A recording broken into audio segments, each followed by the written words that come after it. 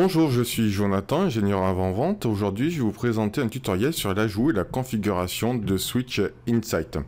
Donc, tout d'abord, je vais bien entendu lancer l'application Insight.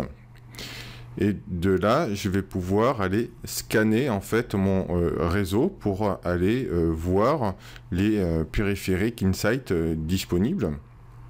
Donc en fait j'ai déjà une installation qui fonctionne. Donc là je vais ajouter un GC 110 dans mon site existant qui s'appelle Bureau. En fait, en enregistrant le produit sur le site, le switch va automatiquement récupérer la configuration du site. Donc bien entendu, ce switch que je viens d'ajouter, je peux le personnaliser en changeant le nom. Moi je le laisse par défaut. Maintenant je vais aller sur le site. Donc même si le switch n'a pas fini de booter, on peut voir que au niveau du switch, j'ai donc deux switches filaires. Je vais pouvoir aller dans VLAN et créer un nouveau VLAN.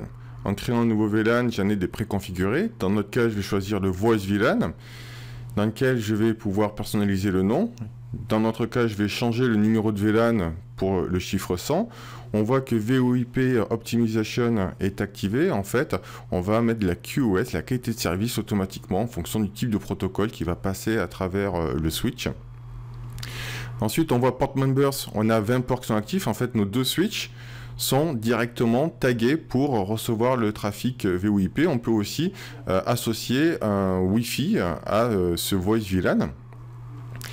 Maintenant, je vais revenir sur ma liste de périphériques. Donc, on va rentrer tout simplement dans le GC110P, puisque l'autre est en train de rebooter.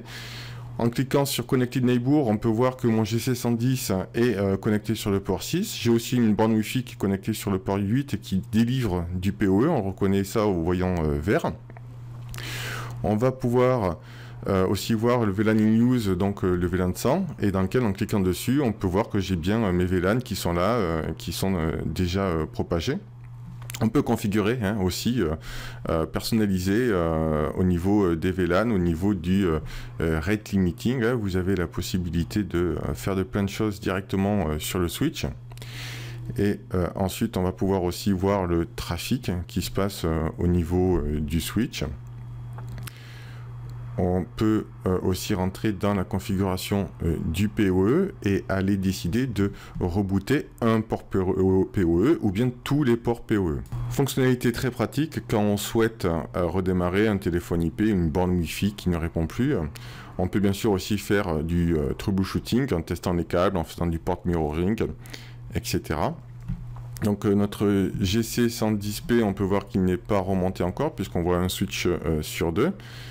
Donc on va aller rafraîchir la fenêtre, on voit le voyant rouge, donc toujours en cours de reboot et en train de se connecter au cloud. Hop, petit message, ça y est, on a reconnecté la connexion au cloud, je rafraîchis, et là mon GC110 va passer en vert, disant connecté en cloud. Je clique dessus et on peut voir que le switch a bien récupéré son VLAN 100, le VLAN VoIP.